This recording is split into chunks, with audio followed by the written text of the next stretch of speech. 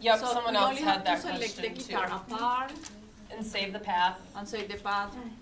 And then, now how did you do with the channel? Because saving the channel was the one thing that we did not talk about, and I kind of wanted to see how you did with that. I just followed your video. Save channel or whatever. Cool. And that's what I did. I didn't know if I was doing it right or not, but that's what I did. So it should basically look like a mask of the guitar I at just that followed your point. video and it was all the time.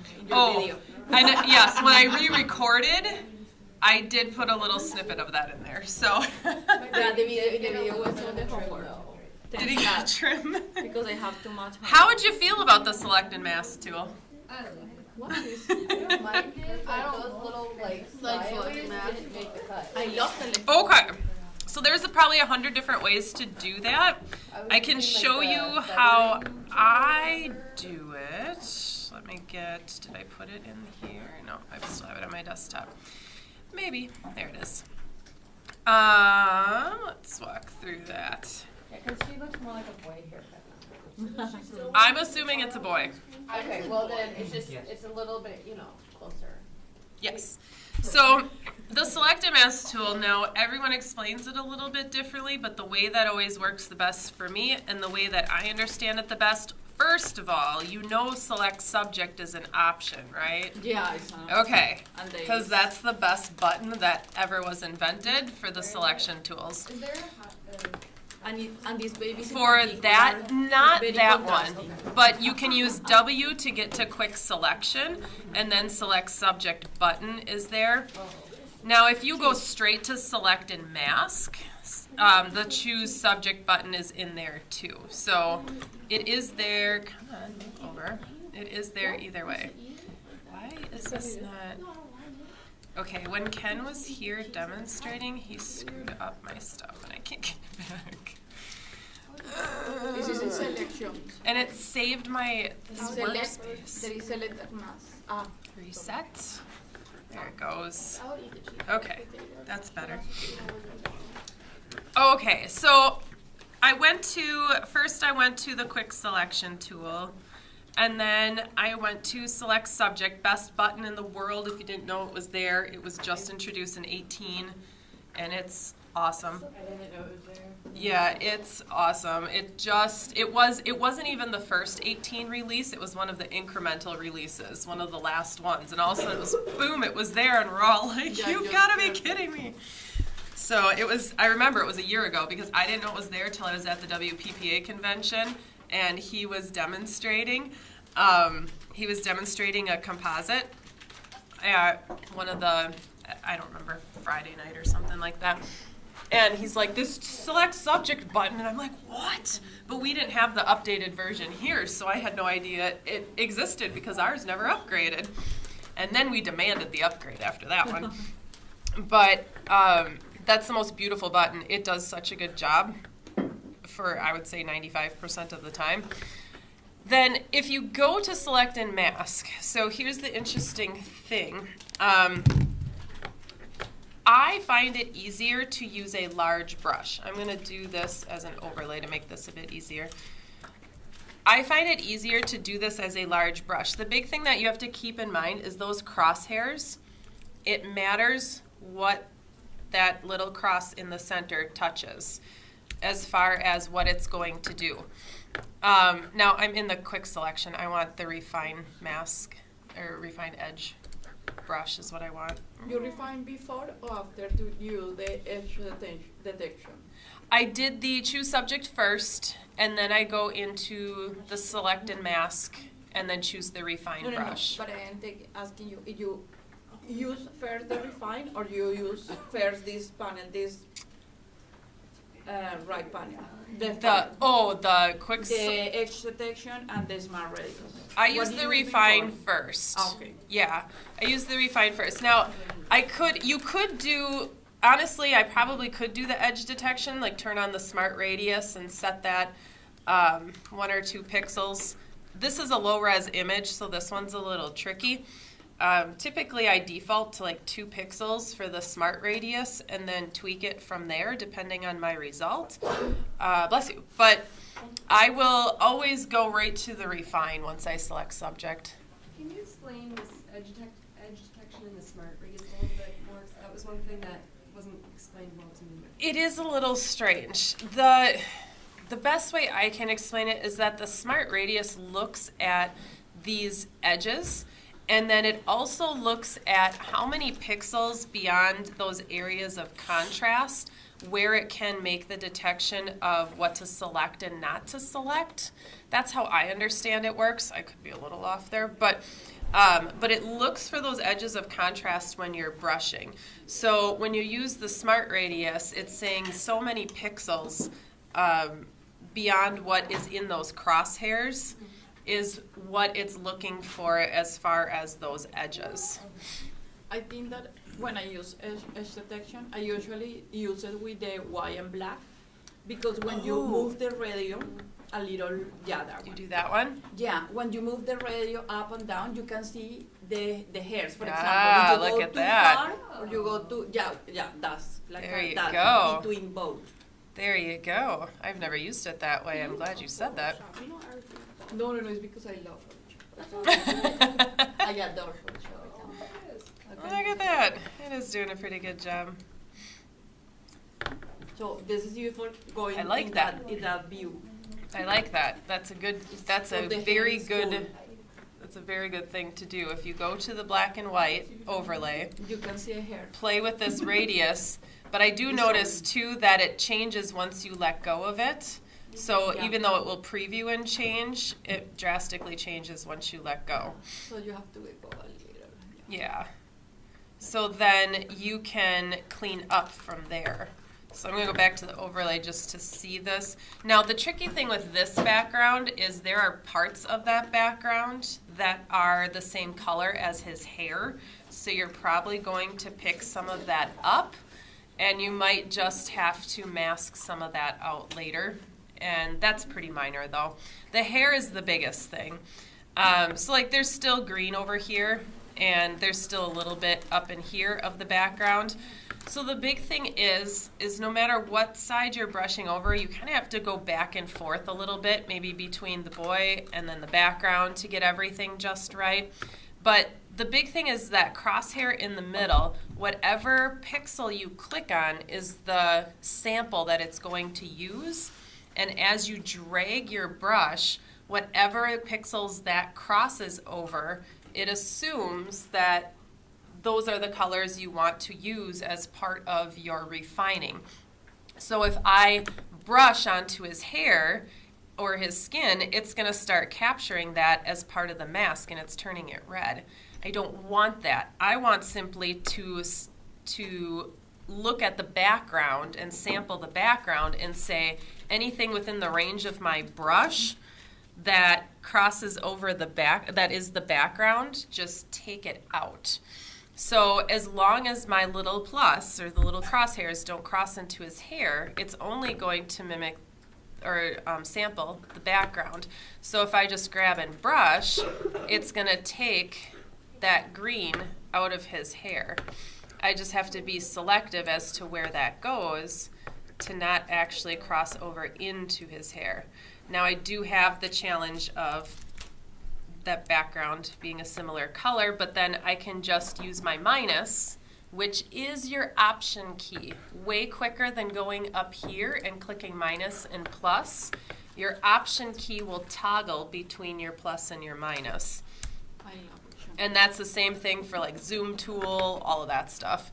So it's a very, very good key to remember as far as a modifier. But I find that if I just use a bigger brush, I have less chance of grabbing the hair because I am solely keeping those crosshairs on the background. And it makes it just a bit easier, except for when the background matches his hair. There we go. So it's just a little bit back and forth, but then eventually you'll get there. That's actually not too bad.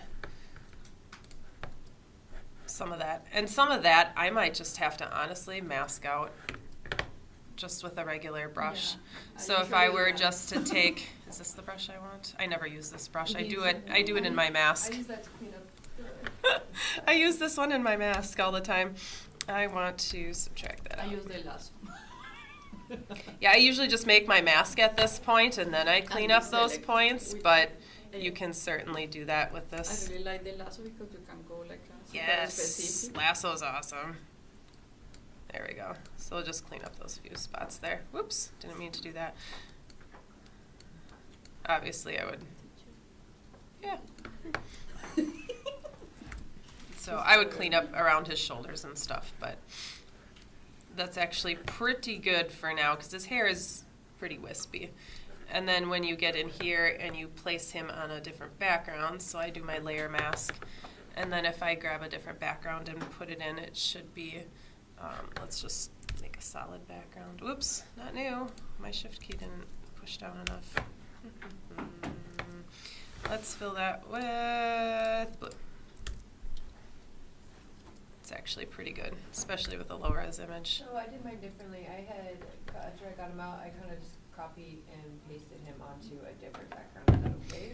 You need to have the layer mask with it so that if you do have to go back and clean up anything, when you copy and paste, you've now removed those pixels. Okay. So you got to do it on the layer mask so that you have that non-destructive component. So like I see now that his shirt, part of it, his shirt is missing.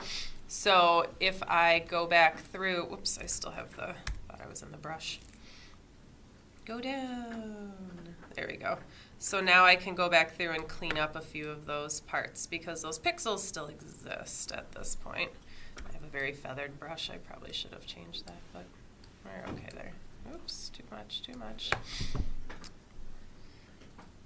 But that seems to be the easiest way to use a selective mask. A bigger brush is better than a smaller brush in my experience. And who knows, you could have been taught a different way and that's fine, but whatever way works for you is what I would use. I just find wherever those crosshairs go, that's the big thing to watch out for regardless of your brush size.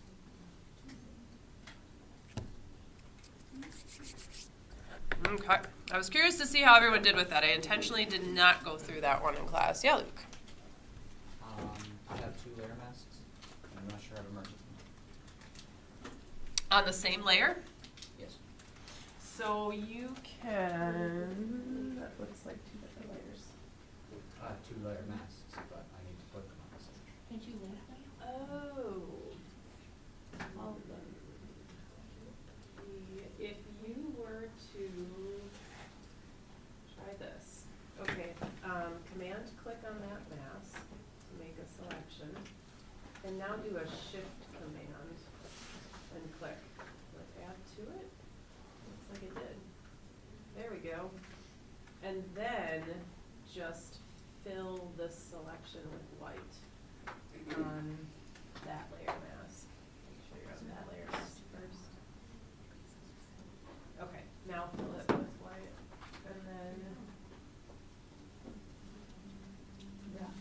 There now. there, now it's there. No. No. Oh, I missed just those little edges. You could just brush, the edges are just slightly off. If you just take that brush and just brush it with the edges, just watch that it doesn't go. So what did you do there? He did Put it that. together? So we just added to the selection. So what, this is, if that ever happens to you, if you have like if you have selections in 2 different spots or masks in 2 different spots that you need to combine together. So like Luke had, let's see, I want his head to go on a separate layer. He had his head on a separate layer from here and then masked out his hair and then had a separate mask for the body. If I were to, let's do this. Let's do a quick select subject here and just mask it. So anytime you need to combine selections, if you command click any layer mask, you can load your layer mask as a selection at any time. So this is very much like what you did with the pen tool. It's just this is a mask instead of a path. You can load that as a selection. And just like the save channels that we did, where you saved your path as a channel, this allows you to easily recall that for a selection later on.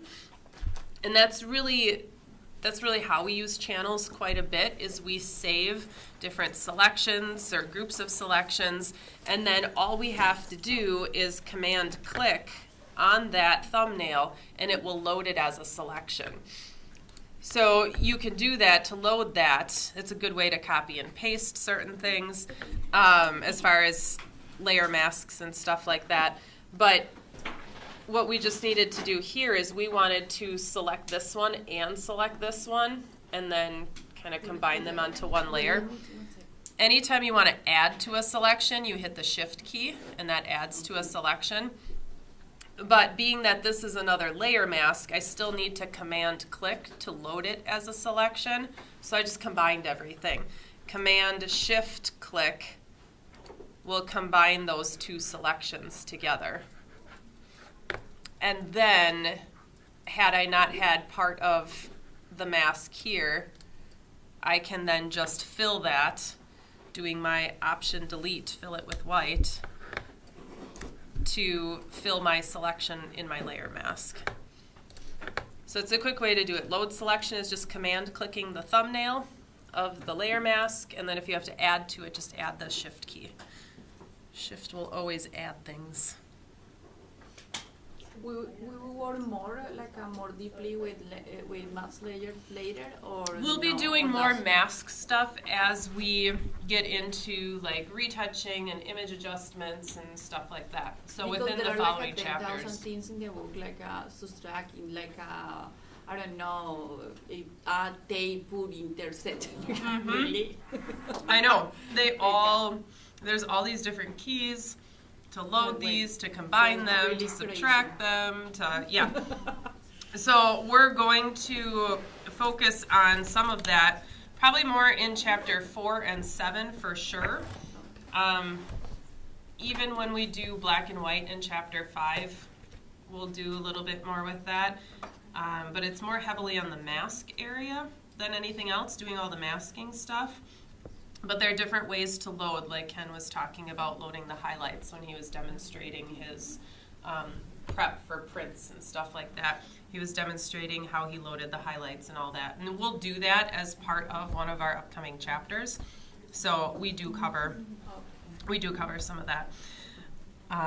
But yeah, that's why we also skipped ahead to chapter 8, because now we have that knowledge going into all the other ones where we're going to use it.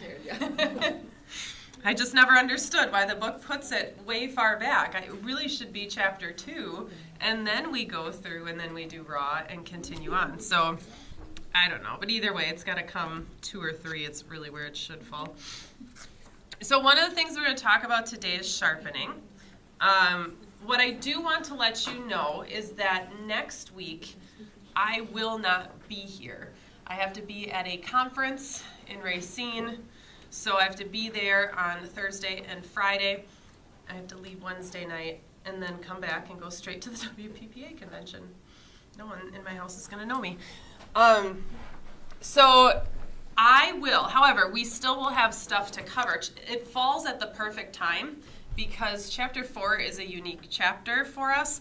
It talks about some of the basic image editing type things, but it's really more the adjustment layers and stuff like that. So it is things that you guys have used before. This is nothing brand new to anybody. So the assignment is also unique because it's actually a worksheet for chapter 4 rather than an editing assignment. Just because of the content in this chapter, it didn't make sense for a whole lot of actual editing. It's some of that informational piece that we need to grasp. So there's actually a worksheet for 4 that you do that comes right with the book. So what I'm going to do, there are 2, maybe 3 small pieces just to kind of walk through and clarify from this chapter. So I'm recording just those couple of pieces, and then I'm going to post that video for you guys. So there'll be a short video for you to watch, and then just going through and doing that worksheet. And there is a summary, but chapter 4 is super short, so it's like nothing. And half of it's review. So that's what you'll be doing next week, but we will not physically meet in class next week. That will all be posted out there for you. And I'll actually probably just open that up on Monday so that it's there for you guys. And then we'll do chapter 3 today. And then the following week is, let's see, that's the week before spring break. We will be going through, oh, maybe I have to record one little piece. Now I might be second guessing what I have to go through. There is it used to load my number, and ever since they upgraded the computers, it doesn't save my number. Dwarves McCrory. Okay, editing. Go in here, class materials. I want to make sure I have my weeks correct. Yes. So what I have that week we come back is there is a midterm that I give you, but it's a take-home. So I will walk you through everything that you will do as far as that, and it is something that you take home and bring back and finished over spring break. So your midterm is not anything we will do in class, but the schedule says midterm that week we come back, so do not freak out. I will have that all set for you to take with you.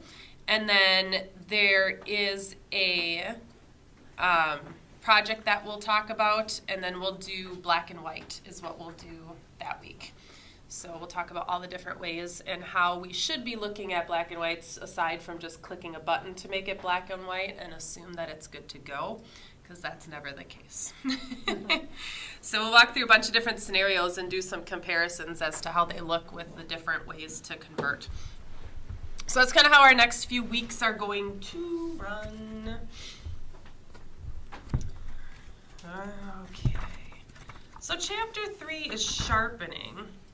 Someone was talking about sharpening last week and yesterday in my other class, but I don't think it was, no, that was digital photography, so it was nobody in here. So when we sharpen, it's actually, it's like a two-step process for us. We assume we only have to sharpen if it looks out of focus, but we actually do need to sharpen kind of all the time. So what we need to understand is sharpening is done in the camera if we photograph a JPEG. When you photograph a JPEG, it does its little compression, and it does a contrast adjustment. It auto does some color saturation type stuff all on its own. And then it attaches sharpening to whatever the camera feels like doing, which is why JPEGs can be evil in camera. So we often are working with raw images, and our raw images don't sharpen at all. But when we open them in software to edit, it recognizes this is a raw file, there's been no sharpening, but all our images do need some sharpening. So it attaches, there's a default setting for sharpening for all raw images between Lightroom and Photoshop. They're the same settings.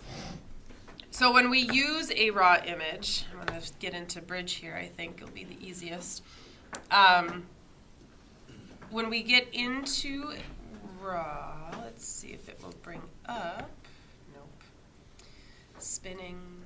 It's the beach ball of death. There it goes. I want, oh my gosh, seriously, stay up there. I need a raw image. I'm going to have to go somewhere else on vacation, so I have different pictures to use pretty soon. Let's just take the goofy seagull. Yeah, I don't know. Where should we go? To go somewhere. That's not the It's one. just funny because this is like all my last vacation was my sister coming to Alcatraz. with Was me. going to Alcatraz? I love it.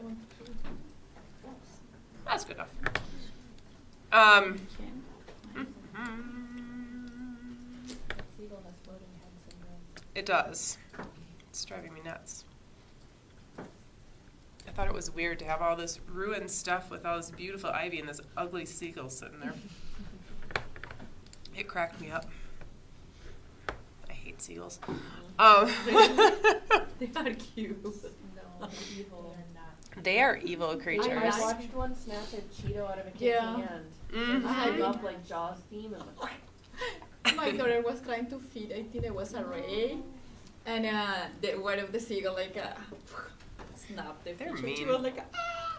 But it was They're awesome. mean For me, it creatures. was awesome. Although I hate geese more than I hate seagulls. They are Oh, mean. really? It's So you only don't like birds at all? because it's only because Do my you middle like any school It's my when middle they school was nest. on a river. Yeah, my middle school's on a river, and they all had their nests right on the river, and we had this footbridge and walking path to get us across the river to walk home. And it went right next to the river, and all their nests were right there. So they would chase us all the way down the road and across the bridge. They were evil, evil creatures. I think my favorite is somebody called them cobra chickens. Cobra chicken, I love that. Oh. Did you see the turkey that was like chasing kids on And a schwaben in a schwerin?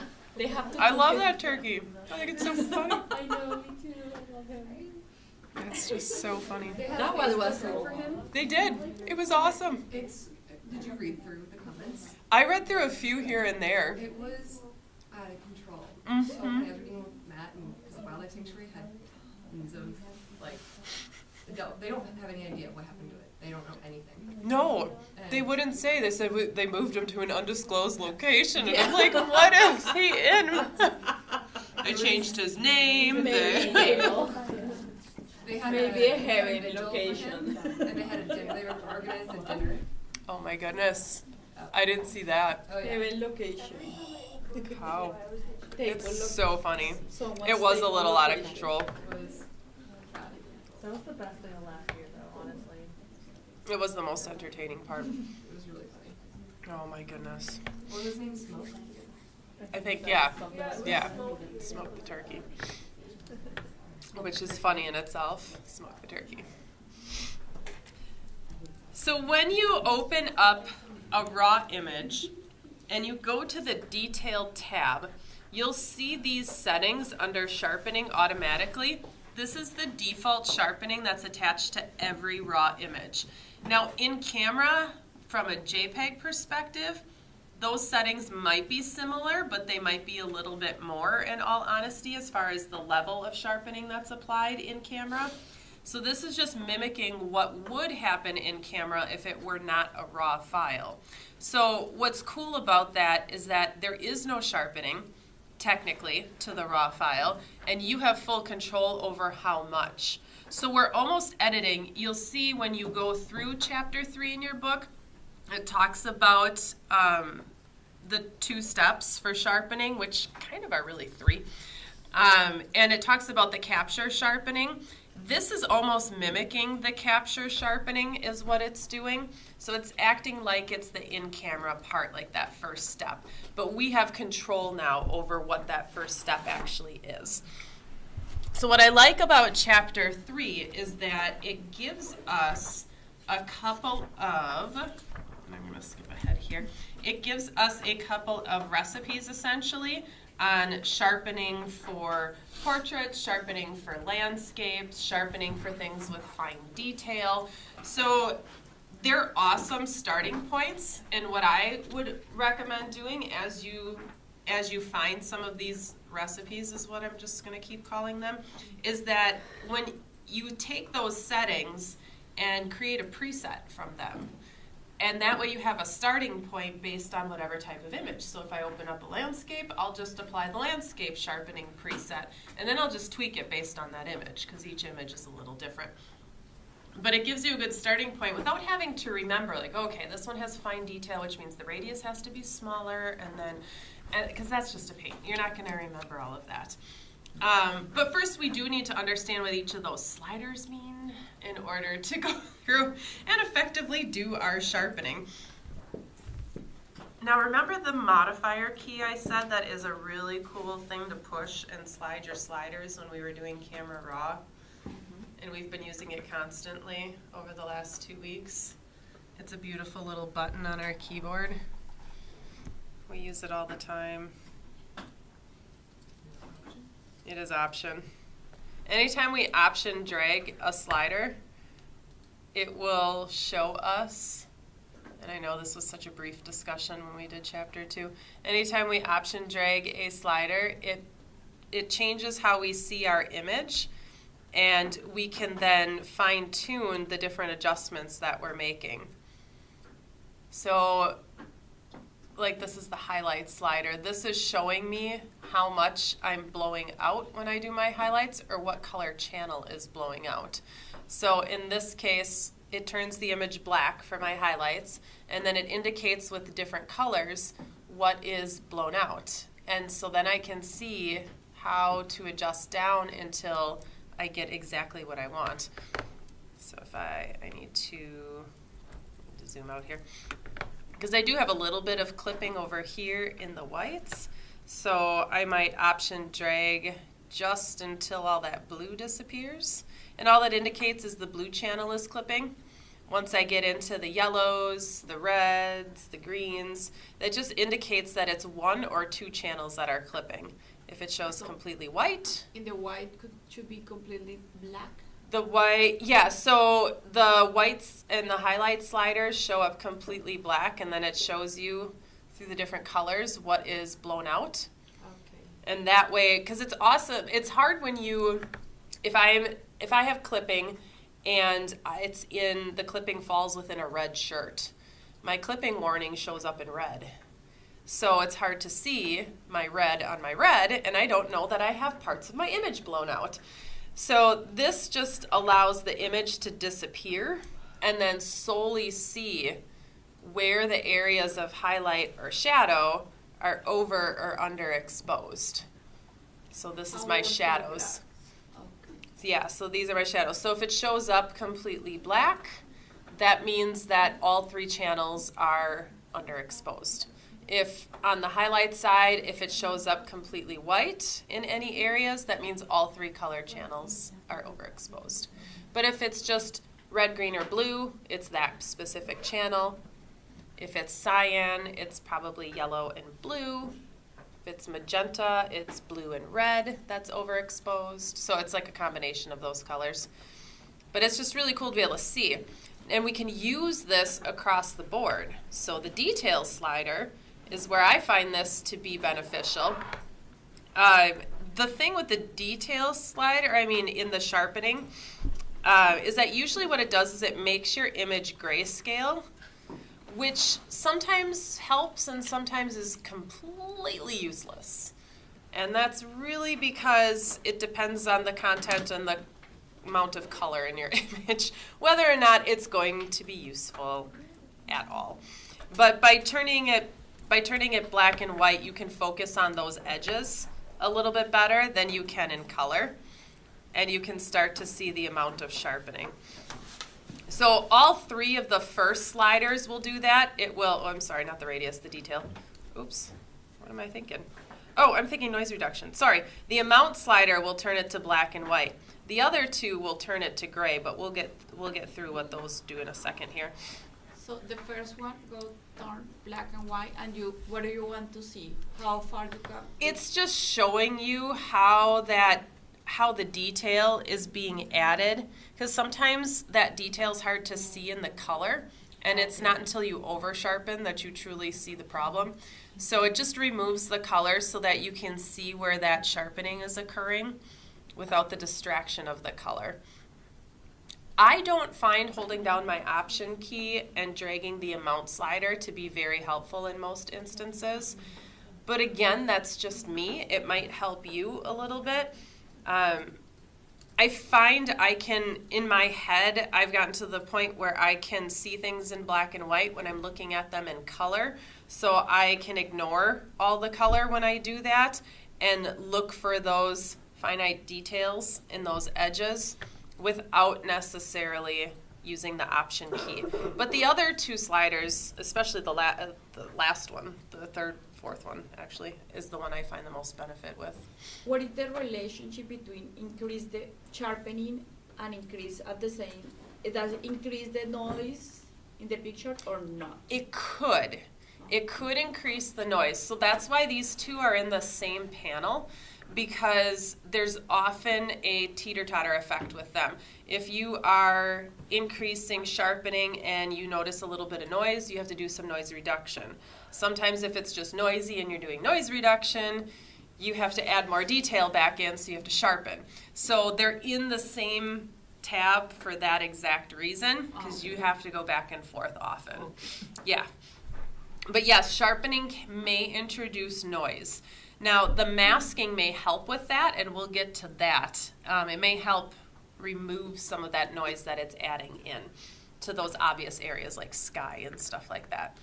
And I'm hoping this is the right image to use for that, but we'll find out.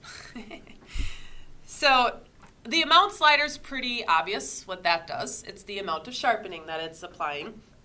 However, it goes hand in hand with these next two.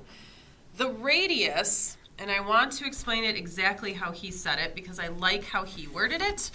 I worded a little bit differently, but I think he explains it a little bit better than I did. Where is that's my detail. That's not what I want. Oh shoot, now I'm not going to be able to find it because I want to find it. Sharpening defaults. The amount slider. The radius slider. So he explains it as it's similar to what you find in the unsharp mask filter, which if you've never used that, I will show you that a little bit later. But it's basically, he describes it as the width of the halos around the edges of the photo. So I like the way he says that because if you hold down the Option key and you drag the radius and you crank it, what you see is almost this glowing effect around certain parts of the image if you go all the way up.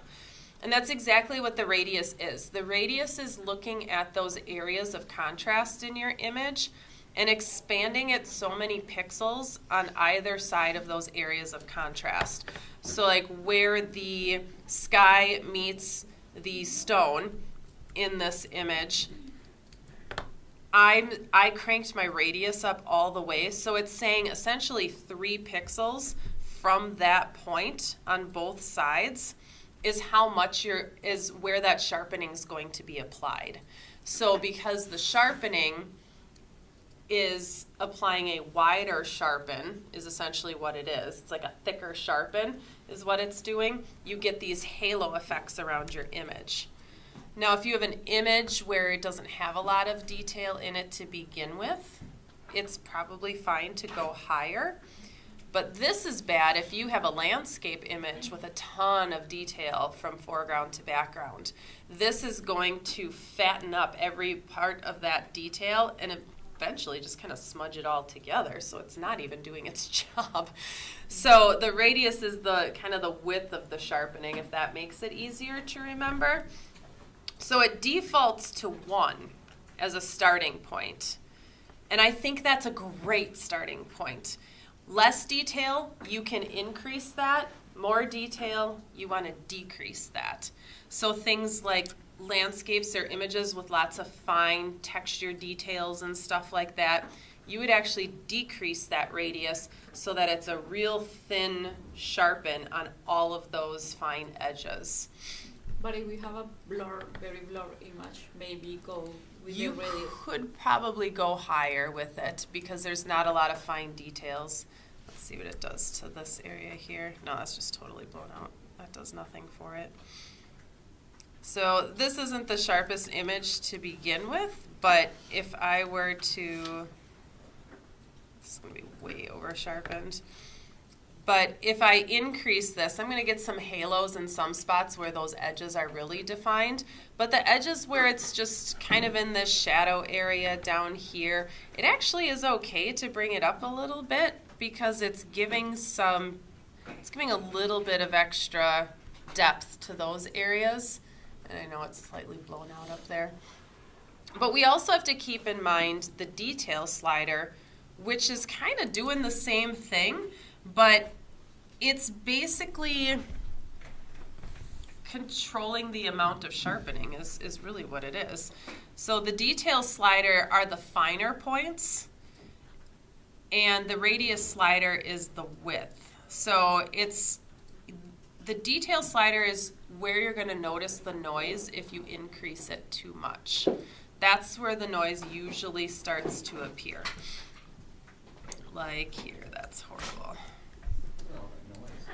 Look at all that noise. That looks horrific. That's the detail slider. So it's finding those contrast areas and it's saying, hey, let's sharpen all those tiny contrast areas. That's not right. So we have to, the detail slider defaults at 25, and then you can take it up or down from there based on your image. Oh, we got space if you want to come in, Brandon. If we put all the detail to down, we can eliminate noise? No. It won't really eliminate the noise. It's going to limit the amount of sharpening and how it's applied to the image. Okay. So it does affect your sharpening. So I don't know that I would completely remove it, but you could definitely knock it down just a little bit if need be. And he even said the amount of radius, I'm trying to remember, he said it in an interesting way too here. Yeah, he just called it the fine tuner. That's exactly it. It's basically fine tuning the amount and radius sliders together is how he explains that. The detail? The detail slider, yeah. So the two settings for these two sliders are going to affect how this one operates. So if I bring down the amount, but then I crank up the detail, that it doesn't add as much noise to it. But as a general rule of thumb, your amount starts at 40, your radius at 1, your detail at 25. That's the starting point no matter what. When you open a raw image, if you open any image into Photoshop or into Lightroom, it's going to use those same settings as your starting point. So they're identical across the board. So even these recipes that are in Chapter 3, you can use those same settings in Lightroom if you wanted to. And even save those as a preset there if you would like. So my favorite slider out of all of these is the masking. Because of that exact reason where sometimes we add a ridiculous amount of stuff to our image and then it looks kind of nasty. I'm going to crank the detail here and the sharpening. Let's see if we can get some of that masking to help us out. So this is way overdone, but I'm only doing that so it's easier for you guys to see it. The masking slider is basically like a layer mask, but you really don't have control over it. That's, I guess, the one downfall, is that you can't necessarily brush that out. It's going to find those areas of not areas of contrast, sorry. It's going to find those areas where there isn't a lot of detail to begin with, like the sky, if your sky is relatively smooth. It's going to immediately mask that out right away, and it's basically just hiding the sharpening filter from that part of the image. So it does non-textured, flat parts of the picture, like skin, if you're doing portraits. It does that first, and then it goes after the detail last. So it's almost essential to use the masking, to use the option key with the masking slider so that you can actually see how much it's masking, because it is hard to eyeball that. So I find the option slider works the best on the masking. And it's probably the one where it's the easiest to understand. I mean, the option key, why we use it. So you can see that I can drag this to the point where my sky goes completely black. And remember, black conceals, white reveals. So just like a layer mask, it's hiding the sharpening effect from any area that shows up in black. And I can drag that as far as I want to get almost next to nothing for my sharpening.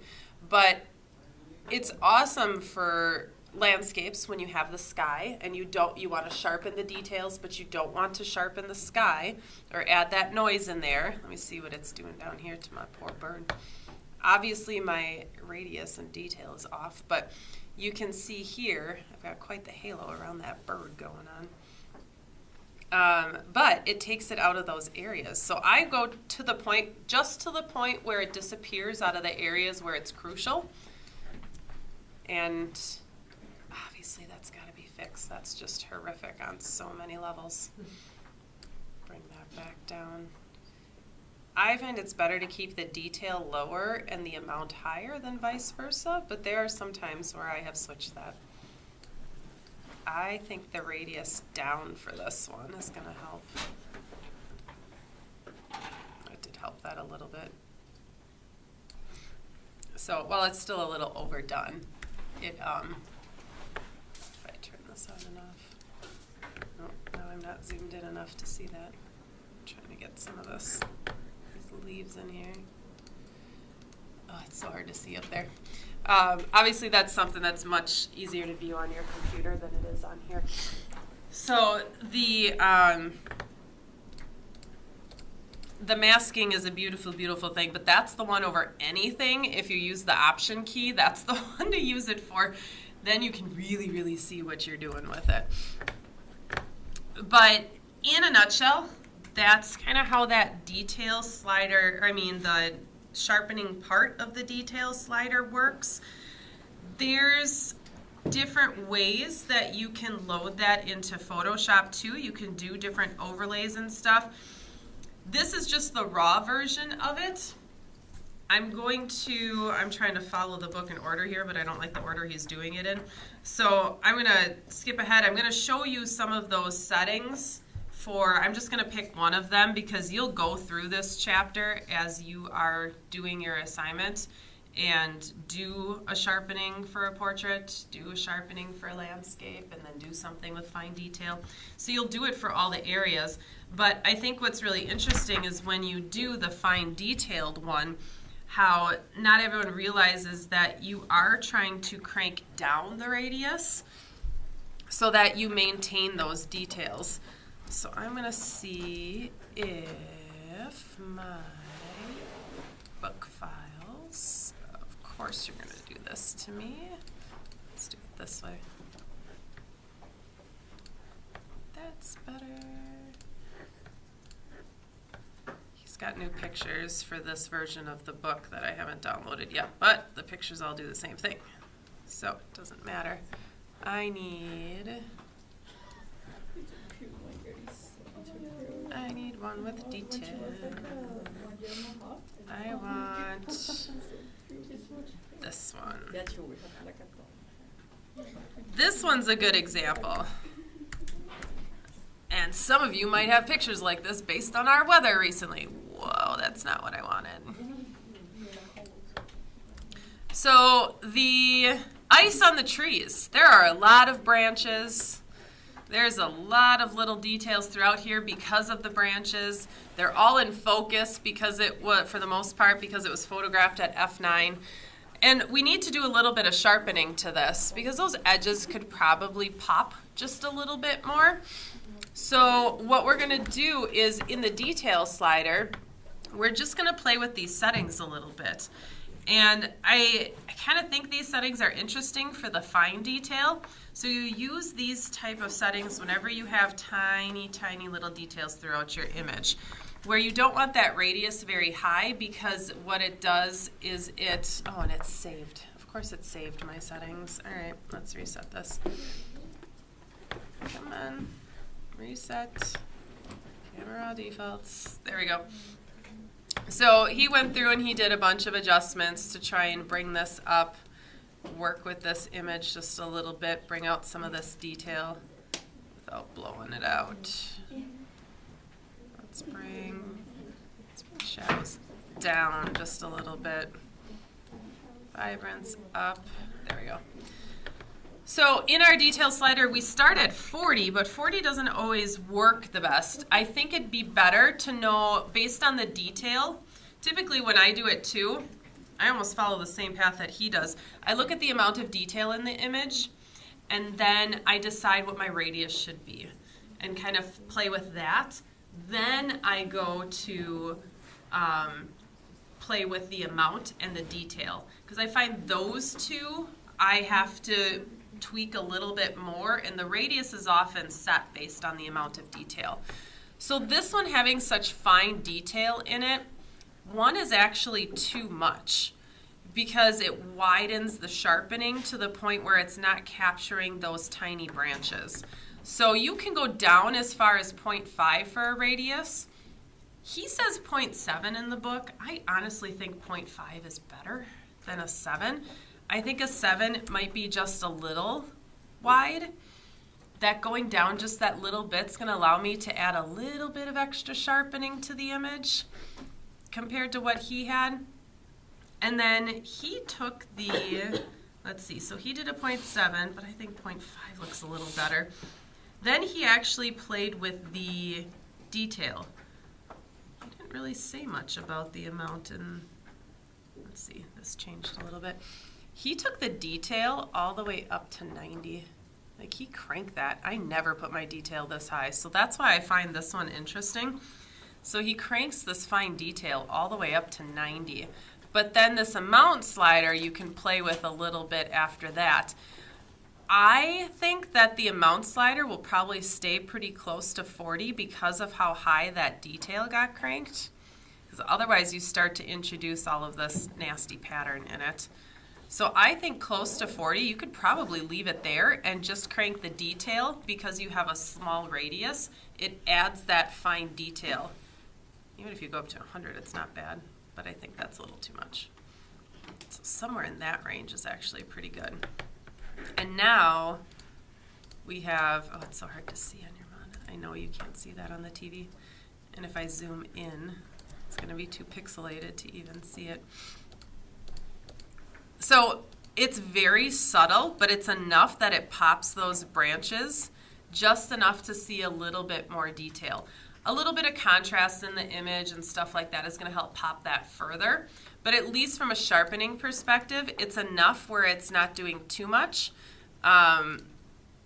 or it's just giving a little bit of separation from all the different layers of branches that there are. I would definitely mask this just a tiny bit because it added some noise to the sky.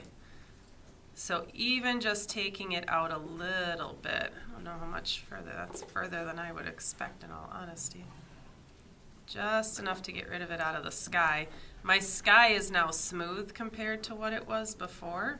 If I bring it down, there's a lot of noise in there, but as I bring it up, it disappears out of the sky. But I don't want it to disappear from my branches. So I'm going way higher than I anticipated, but that will give me enough sharpening.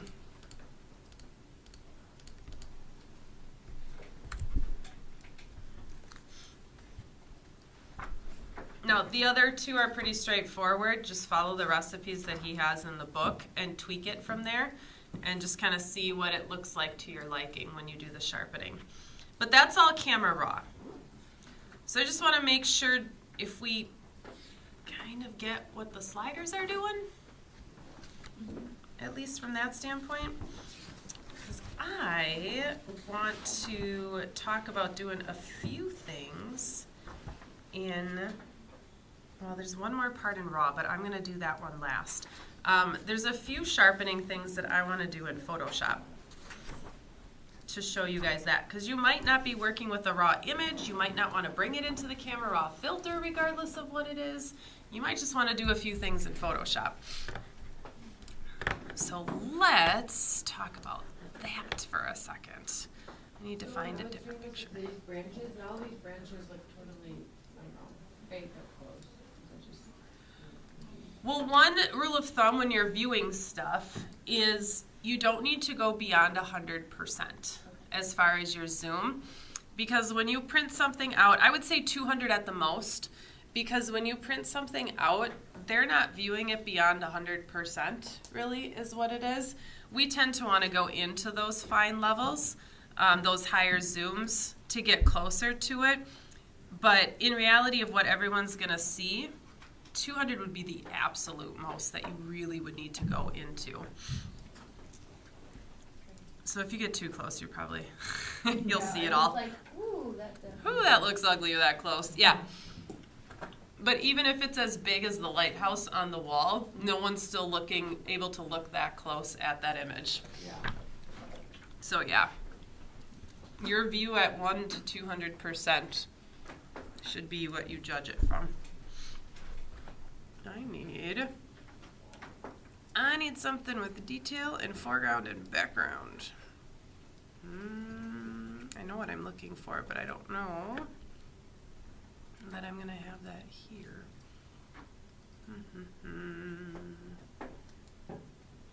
Maybe I can do, come on, computer. Any day now, computer. I despise you, computer. Let's try, sorry, I know there's a specific foreground and background that I'm looking for because I want to do a negative sharpening. And I can't find the one that I'm looking for, and it's frustrating me. So we'll go with a mediocre picture. Wow. That is not. We'll just do this. Is that a fort? A fort? Bridge, yeah. San Francisco. No, underneath the bridge. I don't, what building is that? That is, let's see. I'm trying to think where I was from that one. No, that's just a regular, that's just a building. I can't remember what building that is. You can drive down around there, and there's some parking down there and stuff, and there's a walking path. I need to straighten this. Shoot. So that's gonna drive me nuts. Really? That's not straight. Alright, we'll go with it. Whatever. Open. I'm gonna open this as an object and then change it to an image later if need be. Close enough. Come on, Photoshop. There we go.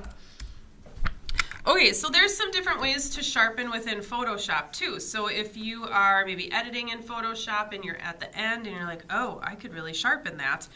Remember, regardless of your image, you could make that image a smart object if it's not, and then go under filter and go to the camera raw filter so that you have those sharpening options.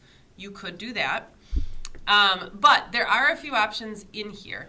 Now, one of them that's probably the most popular is the high pass filter. Did you guys use that one before? Yeah.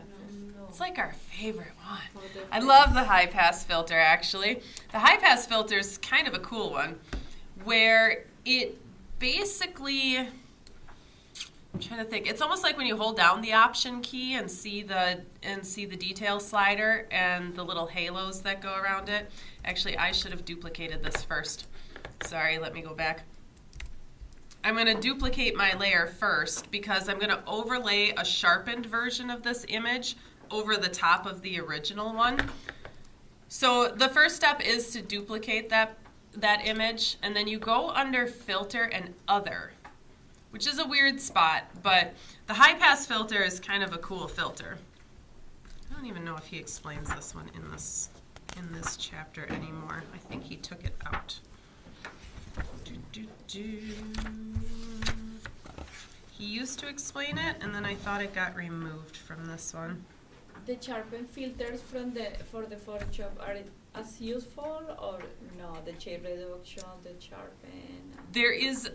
There's one called unsharp mask that we're going to go through. Okay. Yes. That one is. That one, it's just funny that it's called unsharp mask because it's actually sharpening. So the high pass filter, usually this defaults to 5. I don't know why it's higher. Basically what it does is it kind of creates like a gray version of your image, and then it finds those areas of contrast and creates those sharpened halos. So it's basically like a combination of the detail and the radius slider while holding down the option key. Only your image is going to stay that way. Is basically what's going to happen. And we have to use the blend modes, hence doing chapter 8 already. We have to use the blend modes in order to overlay this on top of the original image to create the sharpening effect. So the radius is really determined by the image and how much sharpening and ridiculousness you want to create. It's really just a halo effect. 5 pixels for a high-res image is a good starting point, but you might have to play with it a little bit to get familiar with a good pixel setting for the amount of detail that's in your particular image or style of images. So I think 5 is just a good place to start. And when you hit OK, this is exactly what it's going to look like. It's going to do exactly this. But if we play with the blend mode of this image, we're going to play with all these modes in this little grouping down here. So we've got overlay, soft light, hard light, and so on within these little lines. What they all do is they all have a similar blending effect. The outcome and the intensity is different for each one of those blend modes, but every single one of them uses gray as a neutral point that gets knocked out. So when I choose overlay, what overlay mode does, and I'm going to zoom in just a little bit here, so it now looks like my original image, but if I turn it on and off, I can see that I have done some sharpening to it. So what overlay does is anything that's gray, it knocks out and it comes completely neutral. It's like it's masking it out. Anything that falls above middle gray uses a screen blend mode. And screen brightens, if you remember what that blend mode does. Anything that falls below multiplies, so it darkens everything.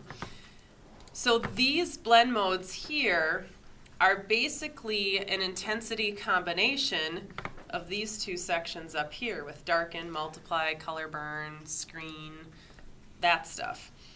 So it's hard to grasp for a while, but eventually you get to the point where you're like, okay, all of these have a darkening final result, all of these have a lighter final result, and these have a combination of those two. Yeah, I tried to learn in the book described, but they like when the overlapping pixel, like okay, I don't. I know. Okay, Okay, so thank this you. one subtracts from this one, and this one, Yeah. yeah.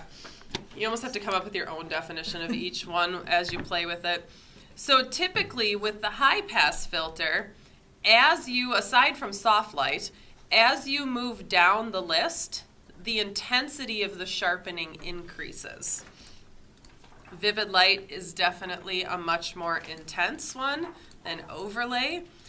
So it's almost like you're controlling the level of sharpening by the blend mode when you use a high pass filter. And then of course you can play with the opacity of the layer and so on in order to get it to do what you want it to do. But you know, I had this as a smart object, so actually I probably shouldn't have had to duplicate. Let me do this really quick. I shouldn't have had to duplicate this. I should just have had to change the blend mode. Exactly. I'm so used to duplicating the layer, forgetting that because I had a smart object and I did this as it attached it as a smart filter, because it's a smart filter, it will allow me to change the blend mode of the filter on the image. So I didn't even need to duplicate my layer for this one. But if it's just an image that's not a smart object, just Command J your way to a new layer and then add the high pass filter on the top layer. Mm-hmm.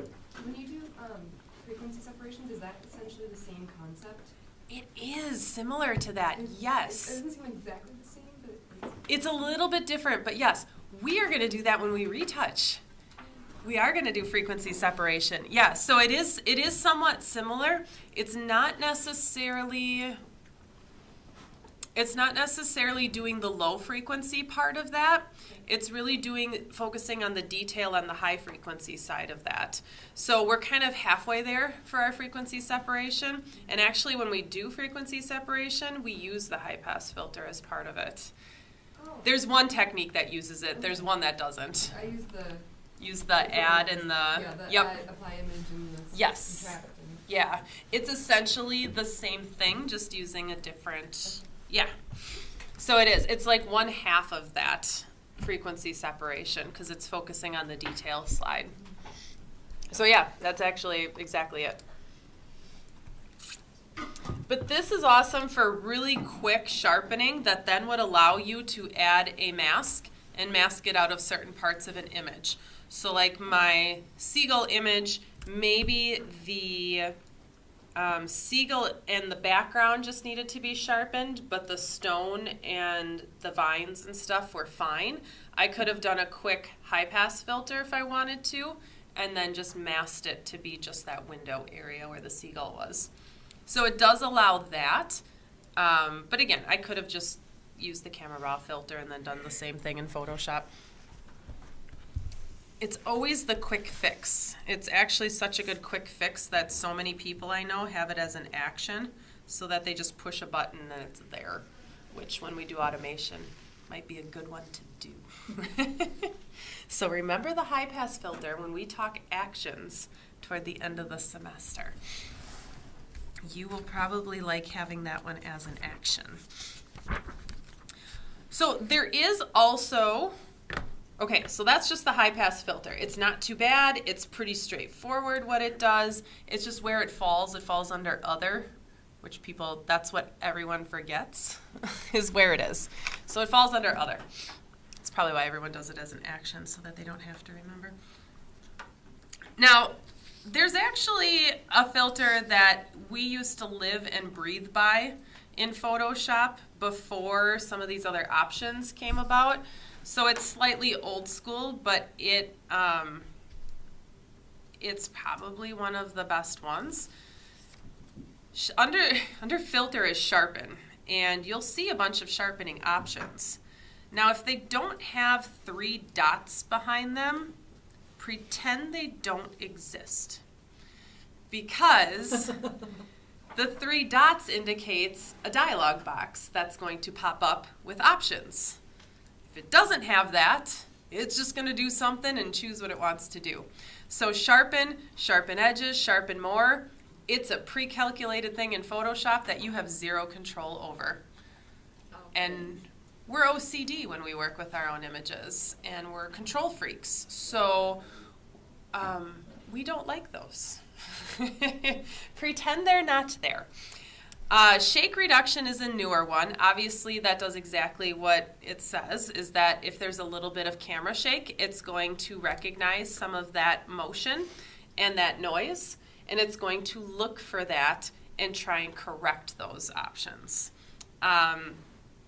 It probably makes more sense to talk about that as part of our blur chapter when we do chapter 9. But you can certainly play around with this if you want to. It's just not one we're going to focus on quite yet, but it's not too hard to figure out.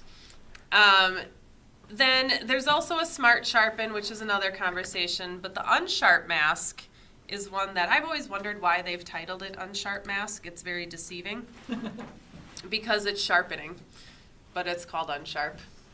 And I honestly wish I knew the exact reason why they titled it that. So the unsharp mask is very much like, now that we've had the conversation in Camera Raw, it's very much like what Camera Raw does, it's just missing the masking. So it has, the difference is you've got the amount and you've got the radius. Operates exactly how it would in Camera Raw like we just talked about. So there's nothing new to talk about there, except for the amount slider goes up to like 500%. So it goes on a percentage scale rather than pixel scale like it does in RAW. That's probably the one main difference. So you'll see it goes up to 500%, but really that's more of like the 100 pixel level in Camera Raw. So that's usually an extreme, but somewhere around that 100 mark is a good sweet spot for a lot of your sharpening. The radius, however, does work very similar, only you can go much higher also, which again is a little out of control that I don't think you necessarily need to go much higher than maybe 5 pixels. But you do have a bigger range in here is the difference. Now the threshold is what's a little bit different. So I'm going to crank this a little bit so that it is a bit out of control. Now you can really see the halo effect on the image. Like there's no denying there's a halo there. That's the right setting. That's the right setting, and that really emphasizes the paint. Let's bring this so that it's a little over the top. Okay. So the threshold, what the threshold does is it is like the masking tool, essentially, is what it's doing. We don't have the detail slider. It's kind of like the detail and the threshold masking combined for the threshold slider, which I know is weird because they're two very different things. But it allows us to either add more detail back into our image or kind of smooth it out overall. So that's why it's kind of a combination. I like to think of it as a smoothing feature, where it's kind of masking, but it's kind of just blurring without blurring. It's like a nice little wash of paint over the top, basically, is what it is. So that you can choose parts of the image to smooth out the sharpening effect while trying to maintain it in other areas. But what's tricky about the threshold, it's very easy to overdo it very quickly. So it takes a little bit of playing to get a handle on the threshold, and sometimes finding some recipes that give you a starting point for a threshold with like ridiculous settings for the amount slider and the radius, and then you're like, oh, I see what it's doing. It's sharpening the edges without really, if I click and hold on it, sharpening the edges, but it's almost eliminating some of those halo pieces and some of the noise by cranking the threshold. Like at this point, it's almost the same image. But if I bring it down, it's slowly intensifying the sharpening effect on the image overall. So kind of a little bit of masking, kind of a little bit of detail, but it might be easier to think of it as like a smoothing effect. It's a really good one to use. It's kind of an old school one now that we have some of these other options. But still an excellent one to do some of your sharpening techniques. So don't let the unsharp part of that deceive you or turn you away from it. It is truly sharpening it. Yes. Did you find what it actually? I did. Yes. It comes from the old photographic procedure used to increase the apparent sharpness of the photograph on film. Where it takes the original negative and copied it and turned it into a positive, and then they puts it back And together. then puts it back Yeah, together. the positive blurs it, but then it's canceled out. That makes sense. That makes sense. I saw you typing immediately. I thought she's going to look it up. Now I don't have to guess anymore. I don't know why I've never looked it up, to be honest. One cool thing that we can do, like when we want something very contrasty, is use a layer mask and apply it to that filter, so we can like correct if there is like we want it to go very far for any reason, or so we can apply a layer mask and paint in the places that we don't like. Yes. The things that is usually they use. Yes, that's when the we other for thing those too. things. Yeah, because then you can just paint those areas into your liking. So yeah, so you can almost overdo this if you want to without an issue, but then just paint it in those specific spots. Yeah. Absolutely. Like I only have the detail of the bridge, Yes. and then Leave everything else. Yep, exactly. Now we can also do the opposite. We can do a negative sharpening, which sounds a little weird, but basically we are blurring parts of the sharpening of these images. I think negative sharpening is probably the easiest to do in Camera Raw. Because when we work with the adjustment brushes, so I'm going to bring this, because I have this as a smart object, back into Camera Raw. So a negative sharpening is actually a thing. Maybe my foreground is a little too detailed. It's distracting from the bridge. I want that focus to go to the bridge, but the amount of detail here pulls your eye down. So let's maybe take away some of the sharpening, but I don't want to blur it because that's just going to look kind of dumb. Yeah, it's going to look a little too intentional and a little fake, yeah. So we want to just take away that sharpening. Now here's what we can do. We would use the adjustment brush in Camera Raw for this. And I'm going to reset my sliders here by double clicking, make sure I don't have a color. And then I have a sharpness slider. What's interesting about the sharpness slider, the noise reduction slider in Camera Raw when you use the brushes, is that whatever settings you have for sharpness and noise reduction, it uses that when you brush it. So if that doesn't make sense, what that means is that if I go back to my detail slider, whatever I have set here are the base settings that it's using when I use the adjustment brush. So if I sharpen my image and I'm like, man, that part of my image needs to be sharpened a little bit more, I can, let me just mask that out. Oops, spots on my sensor. Let's crank this, turn this down.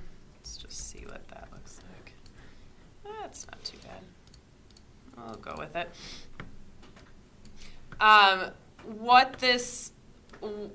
These settings right here are what it's going to use when I use the brush. So that's going to be my base for how much it adds on top of it. Or I can move this in the negative direction, which is exactly what I want to do for negative sharpening. So I'm going to take this sharpness slider, I'm going to take it down. I'm going to take it down to 100% because I can always tweak it. And then I can brush over my image. Now at 100%, it does have kind of a blur effect, so this is a little over the top, but for now it's making it easy to see where I'm brushing. So I'm going to take that out. In all honesty, I would just crop most of this out, but for now, I'm going with it. I almost got like a tilt shift effect now on the people that are on top of the building. There we go. Let's see how bad my mask is. Okay, that's pretty good. So my sharpening I took down to 100%, but it's a little overkill because it's actually blurring everything. But if I just bring it up just slowly to the point where, there's some sharpness, but it's not really a focus anymore. It actually helps a bit with the image. So I find like a Gaussian blur and things like that, trying to blur out those parts of the image, create some of the similar halos like we get when we over sharpen or increase that radius too much. But from a blur standpoint, it looks awful. So this allows us to just do a little bit of a negative sharpen and not focus so much on that foreground. And then I could add a new pin if I wanted to. Let's do a new one. There we go. And then maybe I move it in the positive direction and then I increase. All right, show me my mask. There we go. And then I increase some of the sharpening back here. Whoop-a-doop.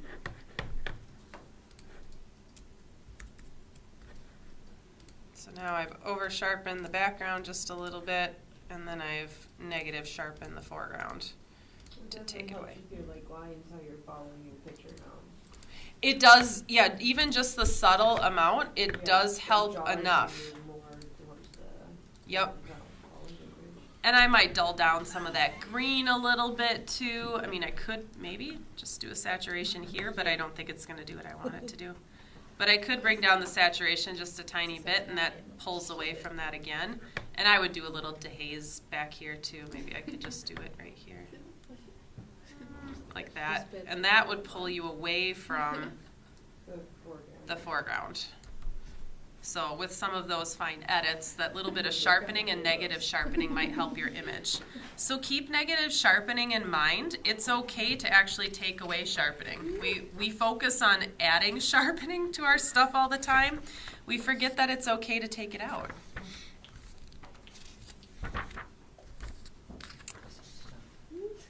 So the rest of that chapter talks about some noise reduction options. I know that we've discussed noise reduction before in other instances, and it's very easy to follow along with his noise reduction in here too. So I usually don't go through noise reduction in class because it is pretty straightforward as far as how you go about doing that, and the way he goes through it and does it in the book makes it very easy to follow. So that's something that you can use as you go through this chapter for next week, that you can go through and follow his step-by-step. He's got good screenshots in here for that. So I don't usually go through the noise reduction part of it in class. I find the sharpening can be a little bit trickier to do either you overdo it or you underdo it or you just don't know what on earth you're doing. So I find it's more important to go through the sharpening part of that chapter. So I hope that makes sense.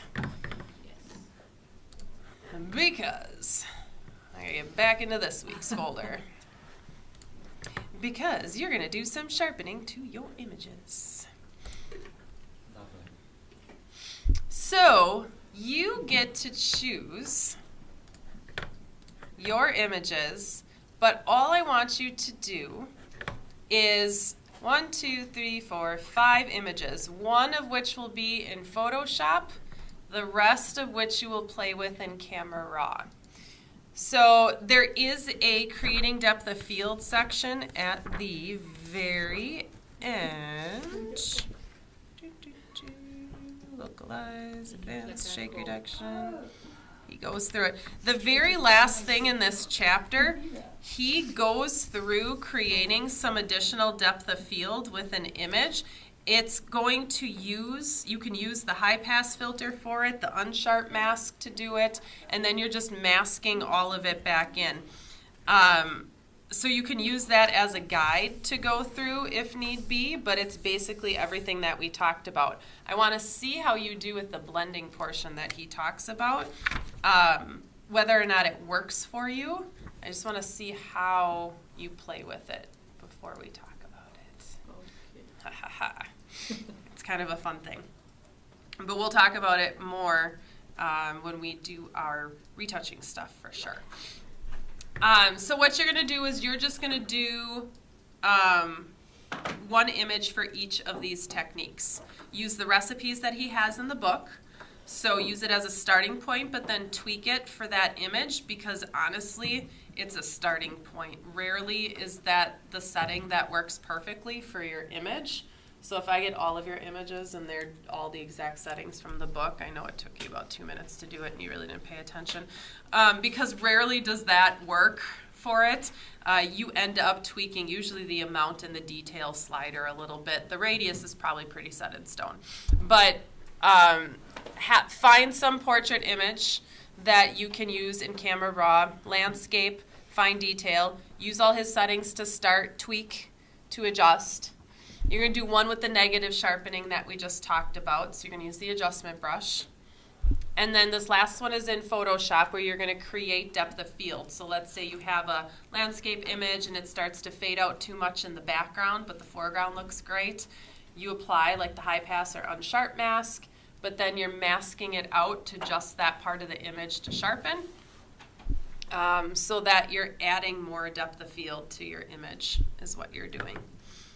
The big thing to do is that the ones that are in Camera Raw, save those as DNG files. And then the depth of field one, make sure you save that one as a Photoshop file so that I can see the layers that you created with that and the mask. Question. Yes. Do the pictures that we'll be editing have to be camera raw? No, actually they would not, because you can use a JPEG. You just have to make sure that you force it into Camera Raw. So like go through Bridge, do your Command R, and then it would go in there. So if you happen to have an older image that works well for one of these, you could force it into Camera Raw that way, but then still save it as a DNG file. When you're all done, after you have saved those images, please, oh, sorry, this is down here. I got to move this up. For the Camera Raw images, please make sure you do before and after snapshots of those, just like you did for your Chapter 2 stuff. So your shot before, do your sharpening adjustment, and then do your second snapshot for your after. So you can either title the snapshot with the type of adjustment or the file name, if that makes sense. So as long as I know somewhere between the file name or your snapshot which adjustment it is, because the landscape and the fine detail might be fairly close in their settings. Those two for sure are the hardest to decipher. The portrait's pretty obvious. But if you in your before or after snapshots just label that, or your file name itself, the DNG file, label which, if it's the landscape or the fine detail or the negative, Yeah. that stuff. Just so I can decipher. And then you'll just submit those 5 images, and that's it. Cool beans. Mm-hmm. Not too bad. I have laid out for you too the summary. It is, here, there we go. I did pull out a few pages. It is most of that chapter. Like I said, a lot of this is going to be review stuff because we just covered it. So it's just guidance for you if you need it. But it's a very short chapter, and it half of it we've discussed in class already. So you're going to be able to breeze over half of this chapter because we've done it already. So I think the noise reduction is probably the one thing to focus on. And then as you do your creating depth of field stuff for your assignment. So it should be pretty Next easy. week you are coming? Next Only- week I will not be here. No Tuesday, no Thursday? Just Thursday. Oh. Just Thursday. I leave Wednesday night, and then the conference is Thursday and Friday. So I Just will to be know. here yes, I will be here up until then. It's just Thursday. Just to know.